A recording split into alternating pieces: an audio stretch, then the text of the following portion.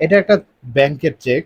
আপনি যদি কখনো ব্যাংকে চেক ভাঙাতে যান তাহলে খেয়াল করে দেখবেন চেকের অপর পেজে ২ টা স্বাক্ষর করা থাকে। এই ২ টা স্বাক্ষর কেন করা থাকে এই বিষয়টা হয়তো অনেকেই জানেন না। যখন আপনি ব্যাংকে চেক ভাঙাতে যাবেন তখন আপনাকে যিনি চেকটা নিয়ে যাবেন ভাঙানোর জন্য এই পাশে চেকের উল্টা পাশে তার ২ টা স্বাক্ষর করে দেওয়া হয়। এইটা কেন করা হয় এটা বুঝতে হলে আপনাকে ব্যাংকিং সিস্টেম সম্পর্কে জানতে হবে। বিশেষ করে আগে কিভাবে ব্যাংকিং সিস্টেম চলতো এবং কিভাবে একটা চেক ভাঙানো হতো এই বিষয়টা সম্পর্কে জানতে হবে।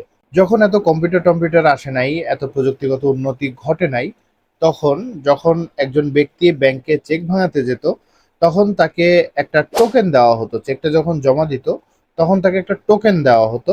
সেই টোকেনটা যিনি গ্রহণ করবেন, তার একটা স্বাক্ষর এই পেছনে নেওয়া হতো।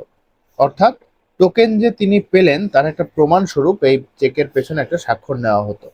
পরবর্তীতে যিনি চেকটা জমা নিলেন, তিনি তাদের একটা লেজার বই থাকতো, বড় একটা লেজার বই থাকতো। সেই লেজার বইয়ের সাথে এই চেকটা মিলিয়ে দেখতো যে অ্যাকাউন্টে এই চেকটা জমা দেওয়া হচ্ছে, সেই অ্যাকাউন্টে পর্যাপ্ত পরিমাণ টাকা জমা আছে কিনা।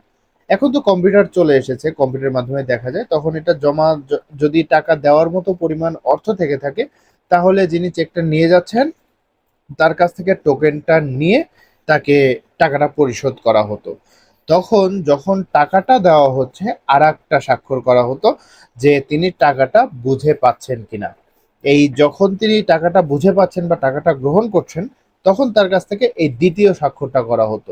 এই তখন থেকে প্রচলন শুরু হয়েছে যে চেকের পেছনে ২ টা স্বাক্ষর। একটা হলো টোকেন যে গ্রহণ করেছে সেটা, পরবর্তীতে টোকেন জমা দিয়ে চেকের যে অ্যামাউন্টটা রয়েছে সেই অ্যামাউন্টের সমান টাকা গ্রহণ করছে। এই কারণে চেকের পেছনে ২ টা স্বাক্ষর করা হয়ে থাকে। কিন্তু বর্তমান যুগে আধুনিক যুগ, এখন এত কিছুর প্রয়োজন হয় না। যখন আপনি চেকটা জমা দিচ্ছেন, তখন আপনি ২ টা স্বাক্ষর সহই জমা দিচ্ছেন। আপনার এই যিনি জমা দিচ্ছেন তার অ্যাকাউন্টে টাকা আছে কিনা কম্পিউটারে দেখে সাথে, সাথে চেকটা আ ভাঙিয়ে দিচ্ছে, চেকের অ্যামাউন্টের টাকা দিয়ে দিচ্ছে অথবা চেকটা ডিসঅনার করে দিচ্ছে। আগের মতো ওই লেজার বই ঘেঁটে দেখার প্রয়োজন হয় না। কম্পিউটারে কয়েকটা বাটন চাপলেই ব্যাপারটা সম্পর্কে ক্লিয়ার ধারণা পাওয়া যায়। তাই এখন অত বেশি ঝামেলা নাই। এখনো যদি আপনি ২ টা স্বাক্ষর করে জমা দেন, দালিলিকভাবে এটা বোঝা যাবে যে আপনি ব্যাংক থেকে টাকাটা গ্রহণ করেছেন। তো এতে আসলে ভয়ের কিছু নাই যে আপনি ২ টা স্বাক্ষর করে দিয়েছেন, ব্যাংক বলবে যে আপনি তো টাকা পেয়ে গিয়েছেন। এরকম হওয়ার আসলে কোনো সুযোগ নাই। কারণ ব্যাংক মানেই তো বিশ্বাস। আপনি বিশ্বাস করেই তো টাকা জমা রাখছেন। ব্যাংক আপনার সাথে এ ধরনের কাজ কখনো করবে না। করলেও এখন তো সবকিছু সিসিটিভির আন্ডারে রয়েছে। সিসিটিভিতেই সবকিছু দেখা যায়।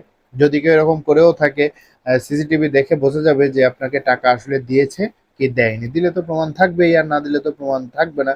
তাই এতে ভয়ের কিছু নাই। ব্যাংকিং মানেই বিশ্বাস। বিশ্বাসের সাথে ব্যাংকিং করুন এবং বিষয়টা সম্পর্কে যদি নতুন জেনে থাকেন যে চেকের পেছনে আসলে কেন ২ টা স্বাক্ষর করা হয়, তাহলে অবশ্যই ভিডিওটা লাইক দিবেন এবং বন্ধুদের সাথে শেয়ার করতে কিন্তু ভুলবেন না।